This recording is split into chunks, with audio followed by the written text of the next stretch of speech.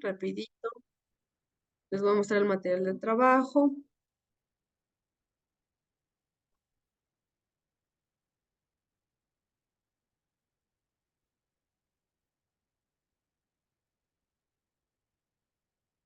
Ya, ahí pueden observar el material de trabajo, alguien que me confirme. Lo se ve, sí, mis. Ya, gracias. El día de hoy vamos a ver el análisis literario, ¿ya? Es una clase un poquito corta para que puedan, yo les quiero dar un tiempito para que puedan realizar las tareas atrasadas, ¿ya? Es decir, las tareas que eran de la anterior semana, pero no se pudieron realizar. Ya, chicos, vamos a empezar. La oralidad. A la palabra hablada que se transmite de generación en generación la conocemos como oralidad. Este intercambio de saberes, relatos, leyendas populares, etcétera, implican para la oralidad su permanencia en el tiempo y la transmisión de la riqueza y herencia culturales de las poblaciones. Además, este tipo de literatura oral está marcada por la experiencia de las personas y colectivos. ¿Ya? Entonces, en conclusión, la oralidad es eh, una palabra hablada de generación en generación, ¿no? La literatura oral, o vamos a poner un ejemplo de la oralidad para que entiendan de mejor manera, no me voy a saltar esto ya. Vamos a ver. El ejemplo de la oralidad es el loco arquero de la luna. Vamos a leerla. Ayúdame, Ariana, leyendo lo que es el loco arquero de la luna, ¿ya? ¿Cuál, mis? El loco arquero de la luna.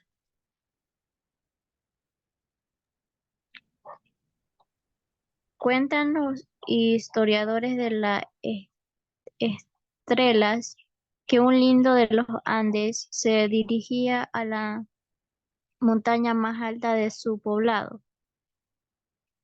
Llevaba con él un arco y muchas flechas. Todos lo velan a lo lejos disparar persistentemente a la luna hasta que ésta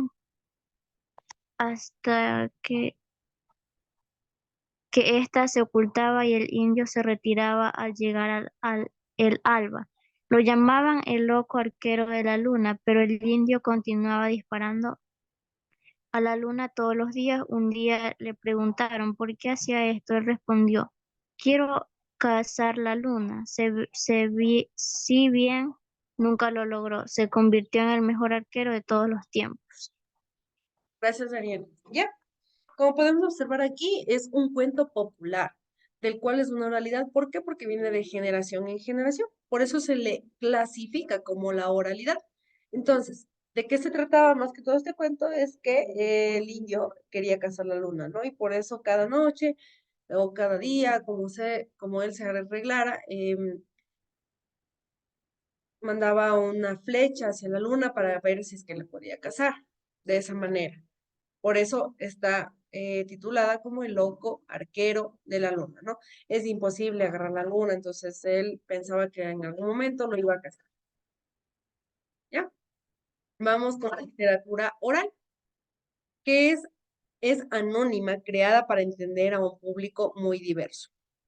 Tenemos tres puntos, que es al no estar fijada por escrito, sufre variaciones a lo largo del tiempo. La lengua y la estructura de la historia son sencillas. Emplea recursos como las repeticiones y la rima que favorecen la memorización del texto. ¿Ya? Más que todo se refiere más a los poemas, ¿no? Por eso tiene una rima que favorece la memorización del texto. Cuando un poema es escrito, nosotros por lo general vemos la rima, ¿no? Y lo que enfoca esa rima. La anterior vez nosotros habíamos visto que de esos poemas también salen canciones, por el mismo hecho de que rima. Entonces, esto ayuda y favorece bastante a la memoria. Trato de leer un poema, se acuerda, es por la rima. Eh, Son sencillas, sí, son sencillas, no es necesario que tenga un vocablo elegante o algo así, es bastante coloquial lo que son estos textos. Al no fijada por el escrito sufre variaciones a lo largo del tiempo, es decir, sí, tiene varias editaciones, este texto se puede editar muchas veces, las veces que sea. Por eso, a veces cuando nosotros investigamos un texto en específico, dice, la última edición lo hizo, por ejemplo, yo subí el texto en 1985 y la última edición lo hizo en el 2009. Entonces, sí se puede cambiar este tipo de textos. La literatura escrita presenta este tipo de características. Es obra de un autor conocido, se conserva y se difunde el libro, la recibimos tal como la escribió el autor y la lengua es más elaborada y la estructura más compleja, ¿ya? A diferencia de la literatura escrita con la literatura oral, es que la escrita no se puede corregir, no se puede editar, ni nada. Reciben el texto tal y como lo hizo el autor. Es más compleja porque a veces tienen palabras bastante rebuscadas. Entonces, en cambio, la oralidad es más fácil todo, ¿no? La literatura oral y escrita. Oral. Perdón, chicos. Ya. En esta tenemos la primera, que es el refrán. Es aquel que promueve la reflexión y transmite una enseñanza o ejemplo. Aquí tenemos un ejemplo, ¿no? Al miedo no ha habido sastre que le haga calzones. ¿Ya? Es un refrán boliviano. Significado de este refrán: nadie está exento de sentir miedo. ¿Ya? La copla es una forma poética popular que usamos para la letra de canciones populares. Están compuestas por 3 o 4 versos de arte menor, generalmente octosílabos, es decir, de 8 sílabas. Ejemplo: hasta que el pueblo las canta, las coplas, coplas no son, y cuando el pueblo las canta y nadie sabe su autor. Esta es una copla colombiana, ¿ya? Y nosotros se acuerda que estábamos viendo sobre lo que es el arte menor y el arte mayor, cuántas sílabas tenía este verso, cuántas sílabas tenía el otro verso, etcétera, etcétera. ¿Se acuerdan lo que es el arte menor y cuándo empieza? ¿Quién se quiere ganar el punto?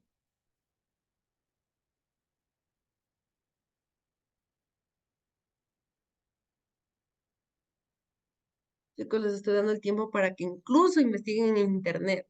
¿Se acuerdan desde dónde empieza el arte menor? ¿Desde cuántas sílabas o versos?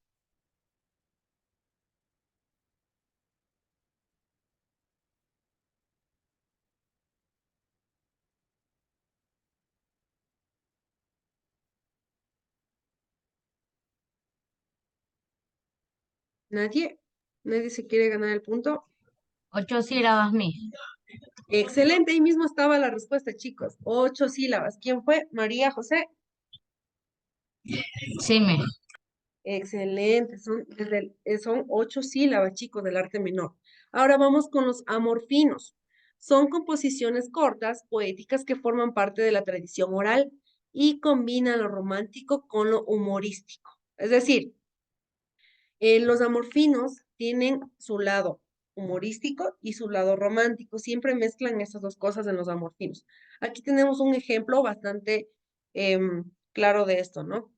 Cuando ya es chiquito, lloraba por un ratón y ahora que estoy grandecito, lloro por un amor, ¿ya?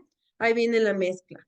Este es un amorfino ecuatoriano que sí lo hemos escuchado varias veces, ¿no?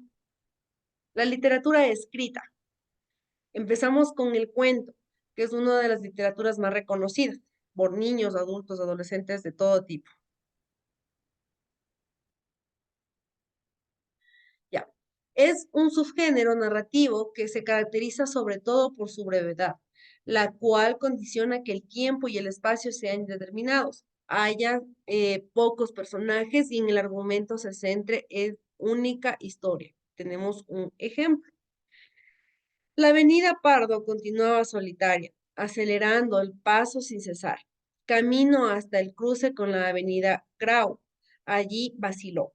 Sintió frío, había olvidado el saco en su cuarto y la sola camisa no bastaba para protegerlo del viento que venía del mar y se enredaba en el denso ramaje de los ficus con su suave murmullo.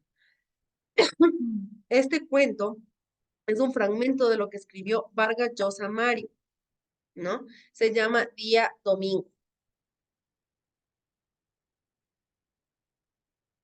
Chicos, ¿quién rayó la pantalla?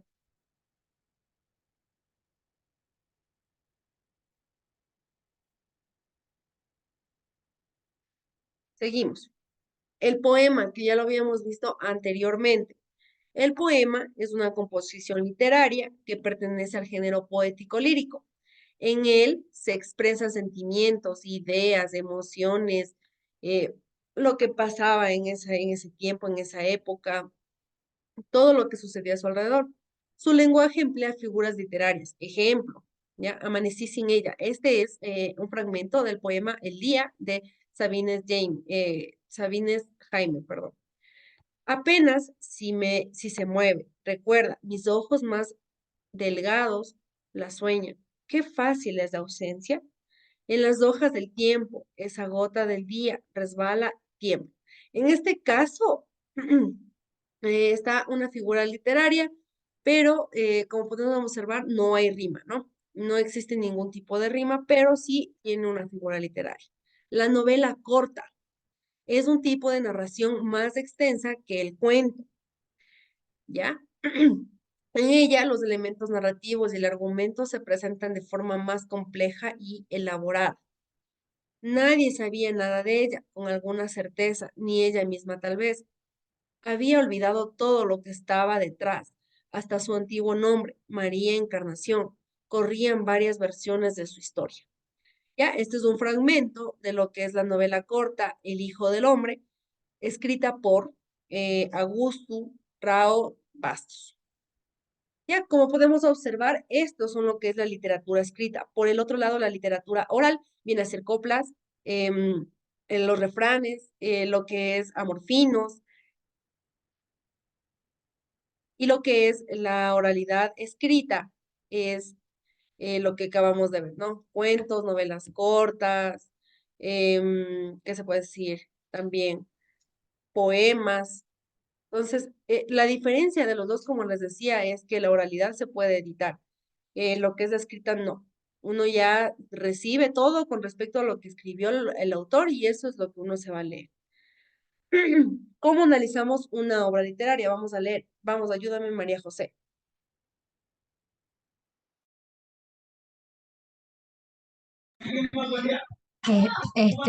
Ahí donde me está, ahí. Antes que nada, es importante que investiguemos sobre la obra que vamos a leer.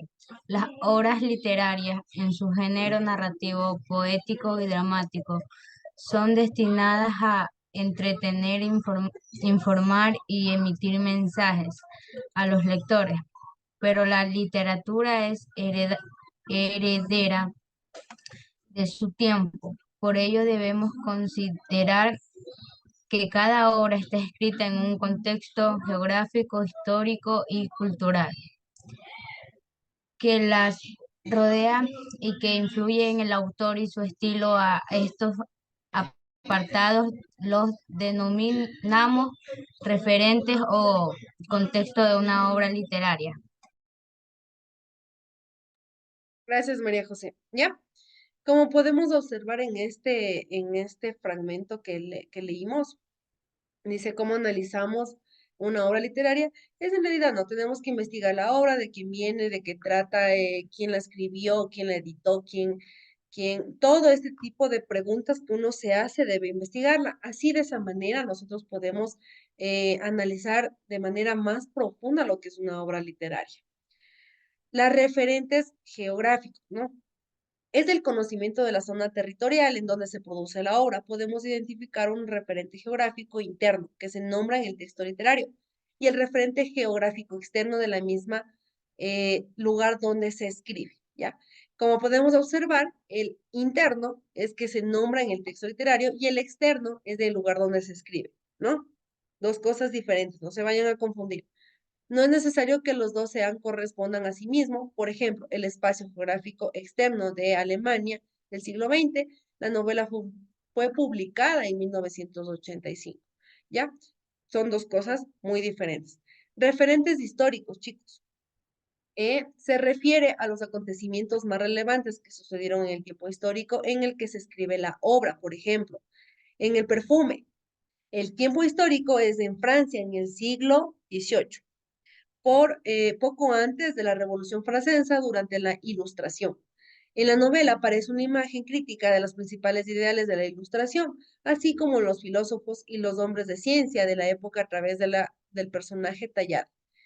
El marqués, científico, creador de la teoría del fluido letal, ¿Ya? Referentes culturales, que es otra cosa. Los referentes históricos es en la época, ¿no? Y los referentes culturales se refiere a las costumbres, tradiciones que hay en esa época. No se refiere en sí a la época, sino culturas y tradiciones que marcan la época en la que escribe la obra literaria. Por ejemplo, con respecto a los referentes culturales del perfume mismo que estábamos viendo en la parte de arriba, durante esta época aparecen en París famosos perfumistas que se encargaban de elaborar fragancias en una ciudad de la que emanaba un olor hediondo. Los perfumerías eran lugares impredecibles. Ahora, ¿quién me puede decir o de cómo se imaginan ustedes por qué se creó este perfume? ¿Por qué se creó el perfume? ¿Qué necesidad hubo para crear el perfume, chicos? Cuenten. ¿Alguien tal vez investigó o sabe algo? Lo que sepan, chicos, así se pueden ganar un puntito. Miss, el perfume se creó para quitar los malos olores de las personas. Excelente. Es Fernanda Castro. Sí, Miss. Ya, gracias, Fernanda. Sí, de hecho, se creó por el hecho de que las personas en ese entonces no se podrían bañar como nosotros ahora lo hacemos, ¿no? Pasando un día, etcétera, etcétera. No, ahí se bañaban en momentos especiales. Si yo me casaba de aquí en un año tengo que bañarme, ¿ya? Entonces, por esta razón se creó los perfumes para contrarrestar lo que es el olor. Hay una película, de hecho, aquí hay una imagen donde explica toda este libro. Es bastante interesante, sí, sí sería bueno que se lo vean. Se llama El perfume mismo y ustedes ven cómo evoluciona, cómo hace esto de los perfumes y qué sucede cuando uno en este caso, bueno, en esta historia trata más que todo que este chico tiene un olfato bastante avanzado, entonces por eso él trata de buscar el perfume perfecto. Pero para este recorrido que él hizo para encontrar el perfume perfecto, hubo muchas muertes, hubo secuestros, muchas cosas, o sea. Entonces, esta película es bastante buena para que puedan observar a qué se refiere con referencias geográficas y referencias históricas que son muy diferentes. Esos chicos, con respecto al día de hoy, no se olviden de subir las actividades de la plataforma. ¿Tienen alguna pregunta, alguna duda antes de que se termine la clase? ¿Está todo claro, clarísimo? Chicos, ¿está claro el tema del día de Sí, hoy? Miss. Gracias, Fernanda. Ya, ya chicos, no se olviden de subir la tarea. Les dejo estos minutitos que faltan o que, bueno, ya terminamos, ya nos pasamos un poquito, pero para que puedan realizar las tareas, chicos. No se olviden, tienen plazo hasta el viernes de las tareas que no se pudieron subir el jueves o viernes, ¿ya? Que tengan un excelente día, chicos. Cuídense, que les vaya bien y ya pueden salir de la reunión los que no tienen preguntas, chicos. Hasta mañana, Miss. Hasta mañana, chicos.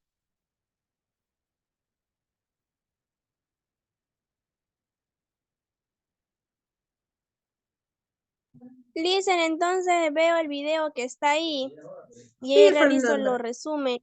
Sí, sí, no hay ningún problema. Igual, cualquier cosa que necesites está en el material de trabajo. Ahí está todo. Ya sabes cómo yo trabajo. Bueno, porque no me sale esa página. Y ya te de cargar el video. Ya ahorita llamando para que le suban a la plataforma y te puedas ver el video, ya porque ya no nos queda tiempo. Te explicara, pero no nos queda mucho tiempo. Bueno, gracias. Ya, Fernanda, gracias.